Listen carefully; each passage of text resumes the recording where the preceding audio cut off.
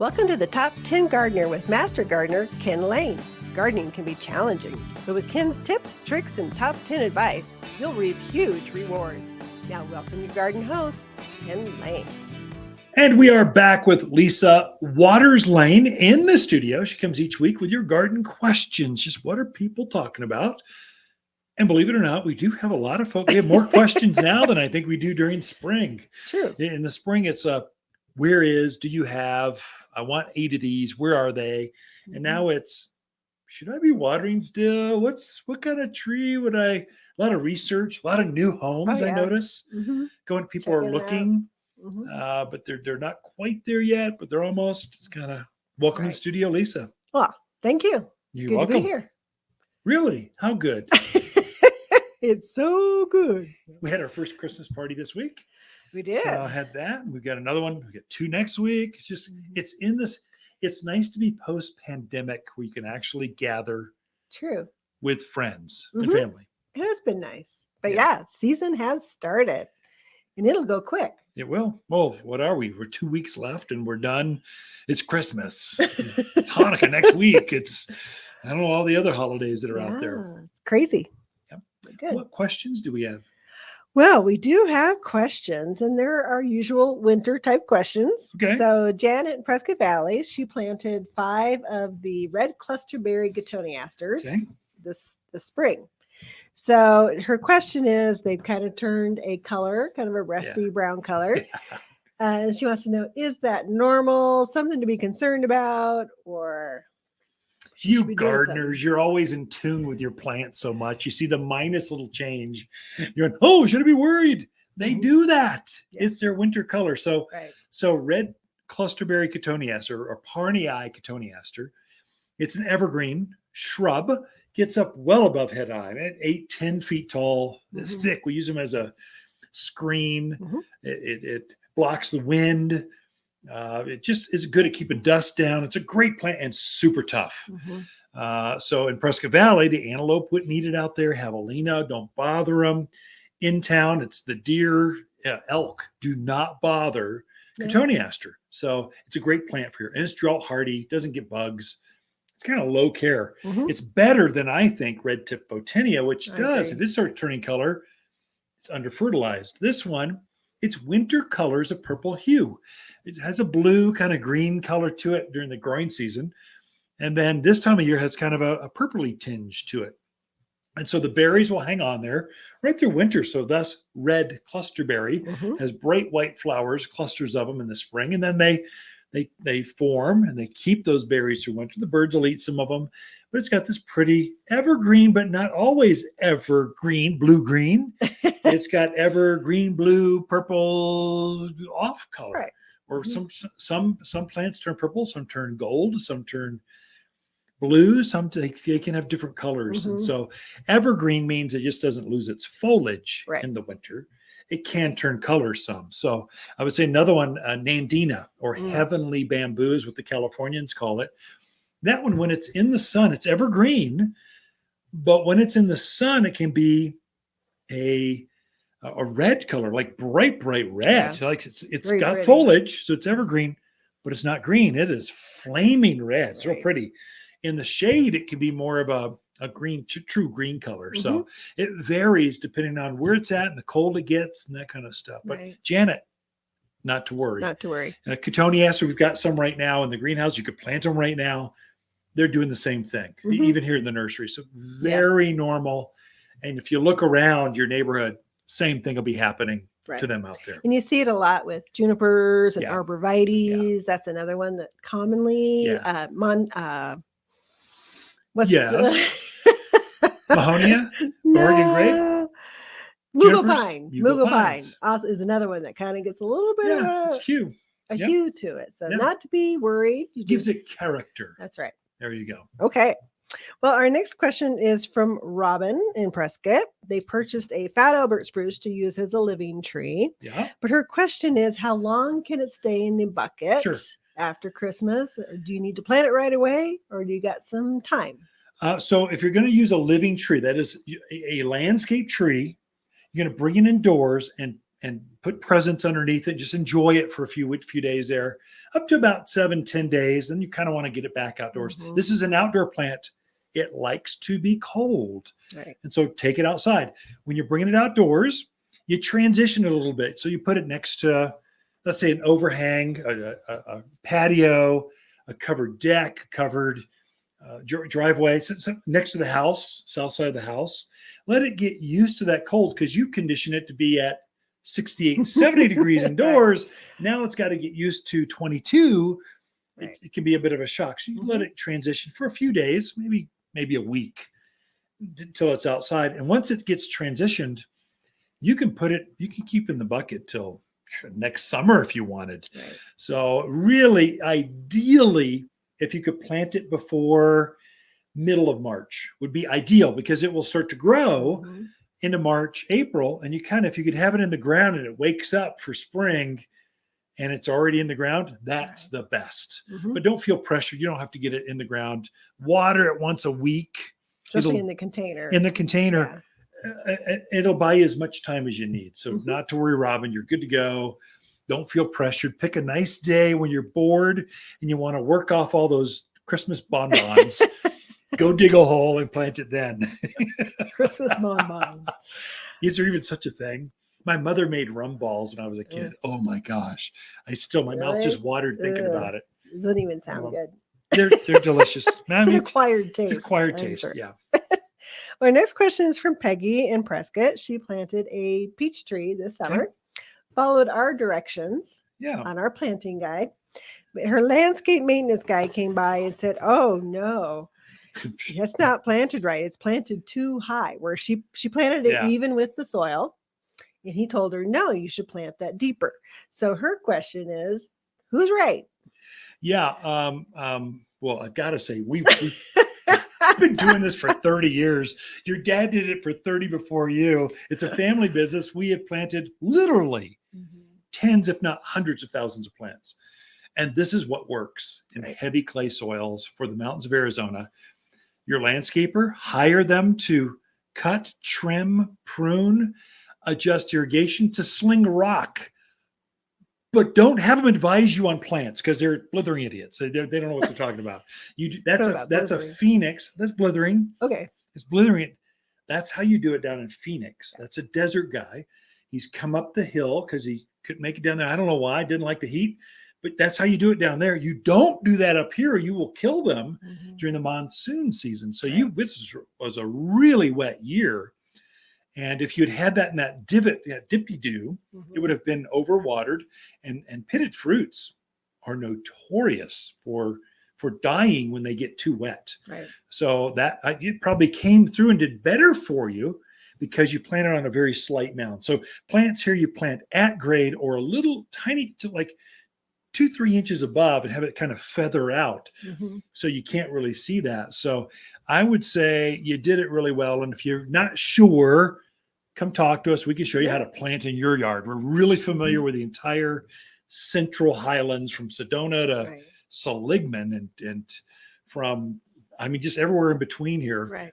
We can show you. We're really familiar with the dirt and how to grow things. You can always take a picture of how it's planted and come in and talk to us. And like you said, picture's worth 1,000 words, and we can definitely help people get it correct. But you're right. They come from different places, and they're not always in tune with what works best here. Right. I would call it not very smart, but okay, that could be not into. You're much more diplomatic than I am. Sometimes the mow and blow guys aren't the sharpest, but they're always learning. So they're, it's how you learn things. So, but if the plant looks healthy, Peggy, stop listening. Just keep fertilizing it, loving on it, and enjoy the peaches that are to come. Hopefully we get next fruit spring. this year. That would be nice, wouldn't it? All right, we are out of time, Babe. So back, Ken and Lisa Lain, the Mountain Gardeners. Be right back right after this. Look, if your wife, mom, or dad wants an ugly sweater for Christmas, get them a sweater, not some piece of plastic. But if someone you truly care about loves their garden, a gift card to Waters makes perfect sense. Next spring, she can pick exactly what she was hoping. We all know it's not the same as a huge flower basket or fragrant rose, but hey, it's winter. Gardeners understand. Waters online gift cards are found at top10plants.com or at Waters Garden Center. in Prescott. You're listening to Garden Master Ken Lain, owner of Waters Garden Center in Prescott. Join his daily podcast for timely garden advice seasonally right for the gardens. Ken can be found throughout the week at Waters Garden Center in Prescott or through his website at top10gardener.com. Welcome to the Top 10 Gardener with Master Gardener Ken Lain. Gardening can be challenging, but with Ken's tips, tricks, and top 10 advice, you'll reap huge rewards. Now welcome your garden host, Ken Lain. As I clean up some of the gardens, I like to add some fertilizer. Now, fertilizer can be manure. Now, over my vegetable gardens and my flower beds, as they're cleaned up, I do like putting some organic material on top of that, so as it just composts slowly over the winter. And so when I'm ready to plant, starting into February and March, I'm just ready to go, just like that. It's been sitting there, just doing the garden a favor. It attracts more worms. There's a lot of benefits. But in addition, I'm also adding some fertilizer. This is a great time to fertilize your evergreen trees. Some of them in your neighborhood, you're starting to see them to turn yellow. So deodar cedars, pine trees, a Colorado spruce have this, they look unhealthy. This yellow hue, we call it winter chlorosis. So as the days get real short, and you're sensing the days are short right now, and they're only going to get shorter for about another week. Let's see, the 21st, I believe, is the winter solstice, shortest day of the year. And then it will get longer from there. So plants they're feeling it. And so they're showing up there, this yellowing, this winter chlorosis. And so fertilizing plants now keeps that chlorosis away from your plants. It keeps them greener, richer, fuller, thicker. And it will set the stage for next spring's additional growth. So mainly you're just keeping them green right now. Now I have quite a few customers so really we fertilized heavily last September, October. So it's been a couple months. It's time to hit them again, especially your evergreens. But what back then I had several customers that they read something online. You can't believe everything you read online. The internet is not always right. In fact, frequently I'm baffled by why people read this stuff. But plant spikes. So they make this real hard spike that you drive into the ground. And the myth is one spike will fertilize the plant for a year. Now, the spike does actually stay in the ground in the garden for a year. I find that they just don't work though. And so I think the secret is one spike doesn't do it. It takes a dozen of them to fertilize a bigger tree. And then even then, you need to put it where the fertilizer is releasing, where the feeder roots are. And where are those? And so you never find the right spot. And so I've tried several years. I tried them. I mean, that'd be great. The magic bullet. Get the right spike in the right place, fertilize for a year. I'm done. Once I'm done, I'll pay almost any amount to get rid of work and just do it once. But it didn't work. The plants suffered. They weren't thick. They were yellow and they didn't have big leaves. They were small. They didn't flower as much. The fruit wasn't as big. Plant spikes, it is virtually impossible to get them at the right spot where the roots can pick up all that nutrient. And so I just stopped selling them at the garden center. I said, if I'm going to offer gardeners a product, it better work. And so I was trying it myself. Plant spikes don't work. Liquid fertilizers like Miracle-Gro, Peter's 20-20-20. These you add a scoop into a gallon of water and it fertilizes plants. Those are pretty good for raised beds, for containers, for houseplants. Terrible for plants out in the yard. If you're going to fertilize your trees and your shrubs, your vines, your perennial flowers out in the yard, use a granular fertilizer. And I would say use an organic granular fertilizer. All natural foods are much better. You don't want to eat processed food, ultra high processed foods, nor do your plants. And that's what a chemical-based fertilizer is. Your Scott's Turf Builders, all these fast-released chemical fertilizers. It's not as good for your plants. It burns off the worms. They don't like it. Your beneficial things that live in the ground that do your plants a favor, damages them while the plant grows. You're much better off using organic fertilizers. And so we make a 7-4-4 all-purpose plant food. It's cottonseed meal and bird guano and some other stuff in there that just spread it out there. And as the rains and the snows hit, it just releases a little bit over a very long period of time. And that's what plants want. And then we juice it with some iron and some sulfur. That's what's going to keep your plants green. So your evergreens, your spruce, your junipers, cypress, cedars, firs, all these evergreen plants, the hollies, the red tip photinias are notorious for turning yellow in the winter. Fertilize those, it will keep them green, and you'll get a much better red growth. There's red-tipped photinia. The new growth is red as it grows, big shade. It's like a screening plant. Grows 10 by 10 by 10 or even bigger. But if you fertilize that now, you'll get tremendous red growth in the spring. They usually start growing March, but it will mainly keep them green right now. It's game changer. As you trim things up, clean them up, rake things up, look for where bugs were or mildew was growing last year. Clean that area up, then fertilize it. It'll keep it green, keep it healthy, and get you better growth that is pest-free, disease-free next spring.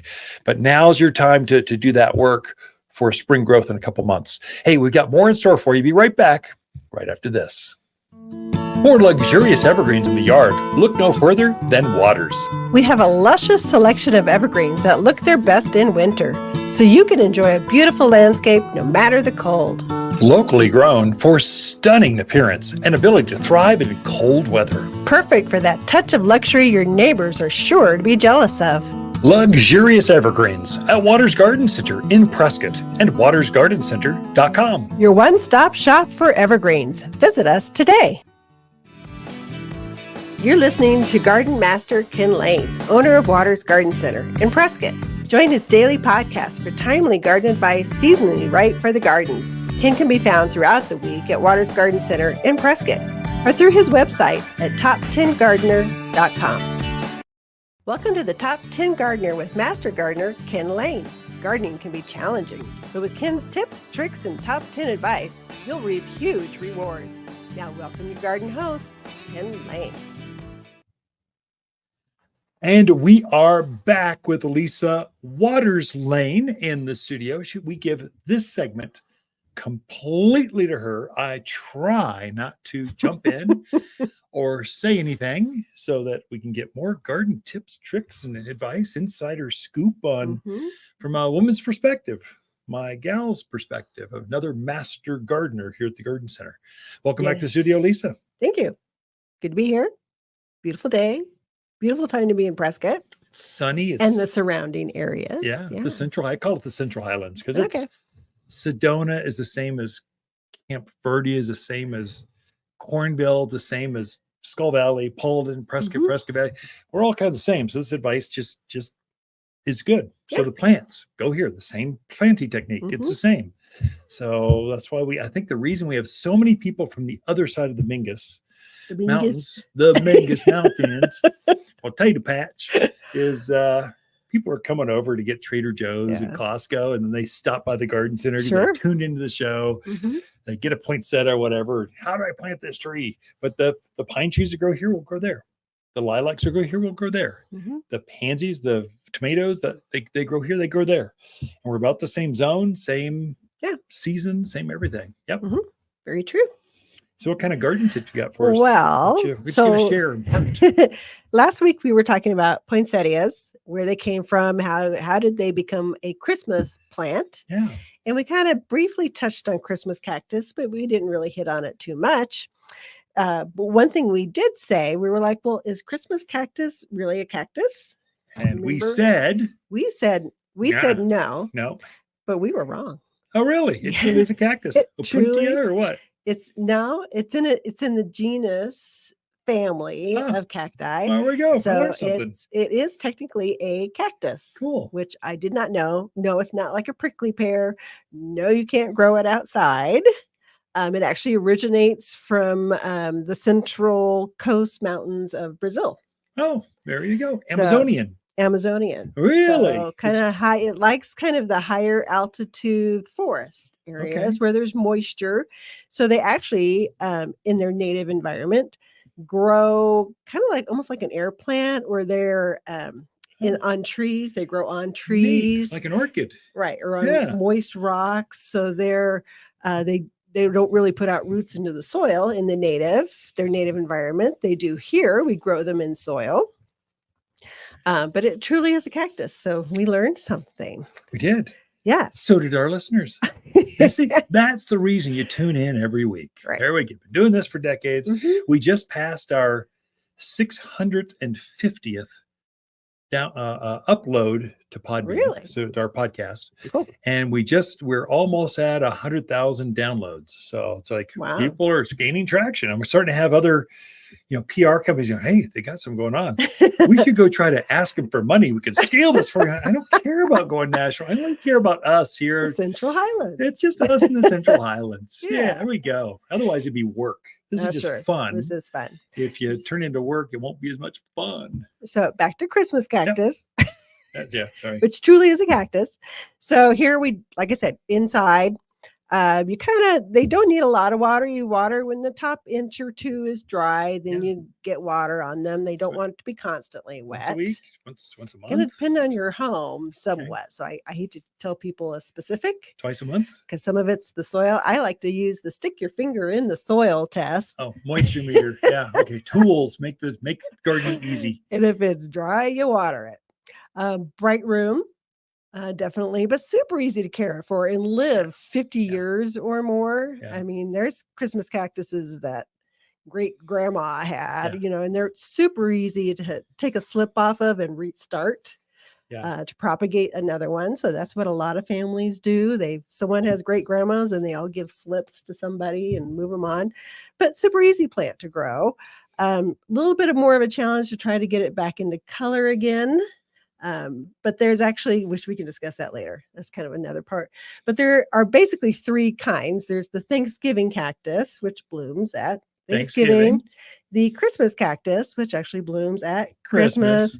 And then there's an Easter cactus, which blooms in usually March to April, somewhere in there. Are they different ones, or they actually naturally bloom at those times, or they program them to bloom? They actually naturally bloom at those times. Wow. And a lot of so the question is now, and they think that the Thanksgiving and the Christmas cactus, they've interbred them so much, hybridized them, that they're kind of the same now. So the botanical is Slumbergera. Say that 10 times fast. Yeah. Which is some guy's name who kind of found them in Paris. It's a whole long story. Kind of got boring, so I ignored it. But there's only maybe 16 actually varieties of Christmas cactus out there. So, but they just naturally bloom at different times of the year. They became an autumn bloomer and a spring bloomer. Basically, there's two models. Yeah. Mm-hmm. So kind of like Heath or Heather, they have a spring and a fall. Right. Yeah. Plus, they've kind of interbred them, and there's a lot they do to that. Became fairly popular in the 1800s is when they started becoming popular. And so there's basically kind of three stories as to why they're Christmas cactus. Because they're from Brazil, not so it's hardcore Catholics and stuff down there. I don't know. Well, that's kind of what the stories are. So the first story is there was a young man in Brazil. He was in the jungle and it was just hot and it was humid. And he was praying to God that God would just kind of change the weather because he was just miserable, which who wouldn't be in the jungles? Sounds like a Jonah the whale story or whatever. So he was praying that, God would change that. And then on Christmas Day, he emerged from his hut and he looked out into the jungle and it was just full of flowering cacti. Oh, that's neat. So that's one story. Okay. Second story is I was thinking red and white or bringing more into it. You have the color of Christ and the blood, all those religious symbols. That's good. It's a good Brazilian story. There you go. I just want it to be nicer weather. The second one is a Jesuit missionary in Bolivia. He was trying to teach the Bible to the villagers, but he was really struggling because they didn't trust him. They just didn't believe him. So he prayed, and then on Christmas Day, he prayed for guidance, trying, he wants to help people. And suddenly he heard singing in the back. And he's like, what's that? And they were singing a hymn that he had taught them. And then he turned around, and there were the village children bringing flowering cactus into the church to give to the baby Jesus. Neat. That's kind of a neat one. Yeah, that's good. So that's a good one. They finally trusted him. They Right. sang out loud. And then it flowered. Yeah, that's cool. And then the third one, and this is probably more likely, is because they bloom around Christmas. The science behind it is they bloom about then. That's basically what the Illinois extension was basically. They're Christmas cactus because they bloom around Christmas. So that kind of makes sense too. But I like learning the different legends and every plant has tremendous stories. And there's new ones being developed every year. We introduce at our spring open house. It's usually the weekend right before spring. We introduce a lot of the new things you'll never find anywhere else except here. We've grown them. It's a new. They're just being introduced here in this area at the spring open house. And so you'll see a new lilac that's maybe shorter or brighter or has a bigger forsythia with bigger flowers on it, something like that. So there's new ones and the people that developed those, that found them, that created that, propagated them, usually their name's attached to it, and there's a story on how they found it. I know guys that go out there in Tibet between the 4,000 and 5,000 foot level. They just scour looking for new kinds of plants, and that's where this Christmas cactus came from. I'm sure they were scouring. Sounds like Bolivia and the Amazon, Brazil, and they found it and said, "Oh, we could grow that around Christmas. We'll call it a Christmas cactus." Well, thank you, Lisa. If you need a handout on how to make it bloom again, we have one of those here at the Garden Center, or get it yourself.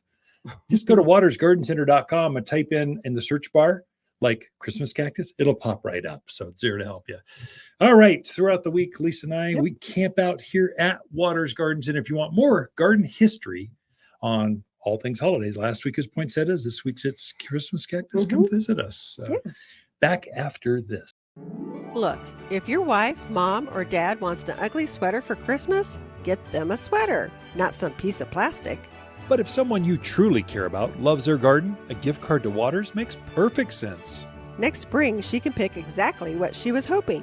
We all know it's not the same as a huge flower basket or fragrant rose, but hey, it's winter. Gardeners understand. Waters online gift cards are found at top10plants.com or at Waters Garden Center in Prescott. You're listening to Garden Master Ken Lain, owner of Waters Garden Center in Prescott. Join his daily podcast for timely garden advice seasonally right for the gardens. Ken can be found throughout the week at Waters Garden Center in Prescott or through his website at top10gardener.com. Welcome to the Top 10 Gardener with Master Gardener Ken Lain. Gardening can be challenging, but with Ken's tips, tricks, and top 10 advice, you'll reap huge rewards. Now welcome your garden host, Ken Lain. So lots of holiday plants going out right now from the Garden Center, at least here in Prescott. So we're kind of famous for our poinsettias, Christmas cactus, even houseplants are going out. I've noticed quite a few bigger trees. That is pine, spruce, firs, the big evergreen trees. So people are decorating or adding to, and it is perfectly fine to plant right now. It is absolutely a great time to plant. I thought I would give you an insider tip on how to plant that in the yard right now. So your pressure's off right now. So plants are dormant. They're moving, they're alive, but they're in stasis. They're kind of slow motion. And that's why it's so difficult to make a mistake by planting now. If you do make a mistake, it will be you planted it, walked away, and didn't do anything until it wakes up next March. So it's going to need some care over the next, 8 to 12 weeks. It's going to need some water, basically, a couple times a month. And when you're planting it, the secret is making sure you hydrate that surrounding soil well, because that moisture will stay there for a long time. It'll stay around that root ball for a couple of weeks, which is great. Whereas if you were to plant this in March when it's windy and dry, in June when it's just blistering sun, you'd have to water that thing every 2-3 days. Now you don't. So the pressure's off. The plant likes it because it'll wake up next spring and go, what happened? I went to bed. I was at the farm and I was growing in this beautiful bucket and now I'm in the yard. What is this? And so here's a couple tricks, especially for evergreens. So I'm planting some Arizona cypress at our yard, just in between the houses. So I want to block between the two buildings, my house and yours. And I don't want to see you in your kitchen, your skivvies, making your coffee. I just don't want to see that. I want to block that off.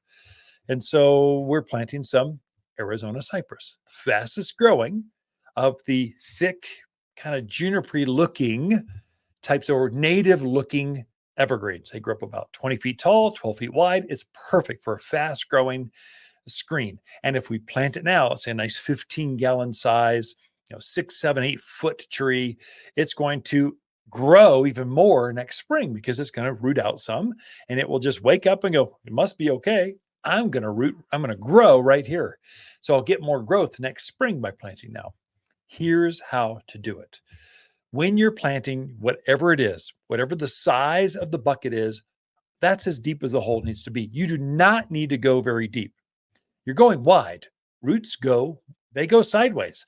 There's nothing down there in Arizona soil, especially elevation. There's nothing down there for them. They're not going to go after more caliche and rock, and there's no soil. There's no richness down there. We're not in the Midwest where you've got 6 foot of topsoil. They just have more rock layers down there. The roots go sideways. They're in search of more nutrients, more water around the yard. They're going to search out looking for things. And so if you know that's how the roots are going to grow, encourage that. Just go all in. The same depth as the bucket, 3 times the width, kind of saucer shaped. That's the shape of your hole, planting hole. When you dig that hole, when that soil comes out, if you get any debris that's bigger than a golf ball, that has to be screened out, has to be screened. You need to get rid of that junk. It's just going to heat up in summer. I know it's cool now, but it's going to be hot. Those big particles, a big chunky rock doesn't hold enough water molecules to kind of keep things moist. And so you want to screen that stuff out of there. Old roots, they just sit there and compost in the ground. You don't want that. It robs the nutrients. It'll take nitrogen from the tree you're planting in order to feed the composting roots and weeds and that kind of stuff. You don't leave that stuff in the ground. Get it out of there. Of course, boulders, rocks. Some of you live on the rock piles. I don't know how you dig a hole up there. So by the time you get done digging a big boulder out of there, there's no soil left. So you might have to bring in some topsoil. We sell topsoil by the bag. So it's for that reason. And so, but dig your hole. If it's ideal, you don't have to screen it very much. You just amend what's left over with some compost, so premium mulch. So we do make a composted bark product that looks real rich. It looks like coffee grounds, only a little bit bigger. So you want to add some more organic into that surrounding native crummy soil. You're not going to dig out nice stuff. It's going to be crummy. Blend about 25% premium mulch to your native soil and blend that together. And that's what you're going to use to backfill around that root ball. So as you blend that, if you hit a rock or something and you need to use a little bit more mulch as filler, go ahead. You can go up to about 50-50. After that, it gets too rich. And there you need to really get a bag of topsoil. So, but most of us, we can use about 25-30% mulch to our native soil, blend that together. That's going to loosen up that native soil so it doesn't come back down so the roots can get through it faster. And it's going to hold the moisture in around the root ball through the winter. And it's going to attract worms. So the beneficial things that are attracted to the richness of your soil, it's going to bring them in. And so those are all good things. So you're going to take that plant out of the bucket, loosen up the bottom roots. Rarely, I mean, you should not buy a plant that's root bound. That is where the roots are going spiraling round and round and round. That's an old plant they couldn't sell last year. So it's a carryover, a leftover, and they're still trying to get it to you. Many times they'll be cheaper priced. They'll be because they're leftovers. They're getting rid of them. But once a plant's roots start growing round and round and round like that, they never stop. I know they say to root prune it, and that's what you have to do if that's the case.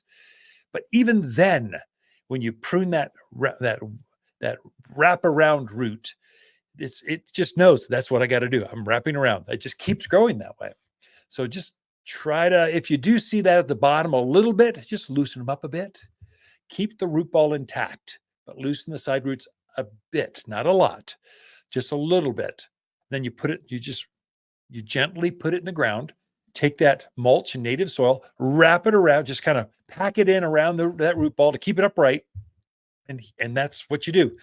What I do before I put the plant in the ground, because I want to hydrate the surrounding soil. If I'm going to plant these new Arizona cypress, I'm going to have my hose out there. I'm going to hydrate that soil in the root ball to kind of that before I even put the root in the ground. I'm going to fill that planting hole up halfway with water, not to water the plant that I'm going to put in there, but to water the surrounding soil so it doesn't wick water away from this new plant I put in the ground.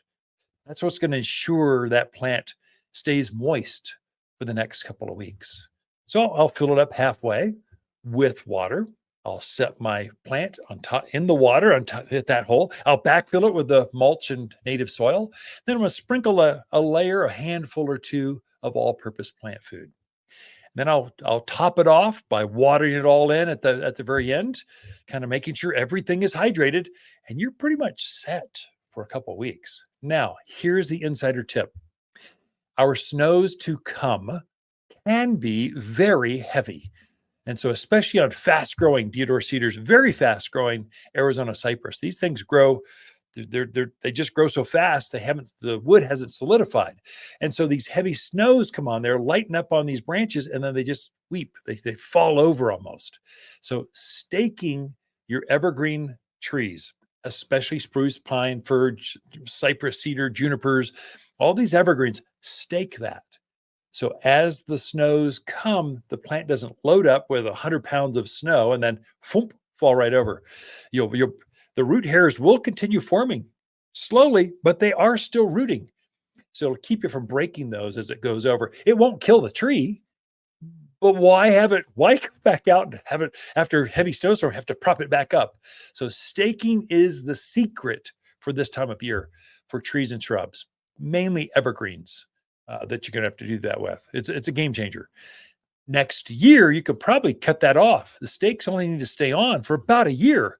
And then once that new ring of growth forms, it's going to solidify. The roots are underneath it. And it will stand up straight in even the most ferocious of snowstorms. So that's kind of the insider tip.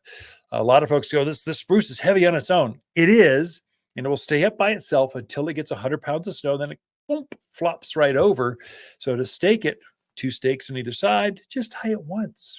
Just one, we make a V-strap with some wire, just holds it upright, and it's just going to take the pressure off, keep that plant from just flopping over under the weight of all that wet snow. It's mainly going to happen February, March. Those snows are pretty heavy. That's how you plant this time of year. Mulch, food, nice same size hole, 3 times the width. And it's that easy, really. Water it a couple times a month, and you're good to go. Be right back with more after this. For luxurious evergreens in the yard, look no further than Waters. We have a luscious selection of evergreens that look their best in winter, so you can enjoy a beautiful landscape no matter the cold.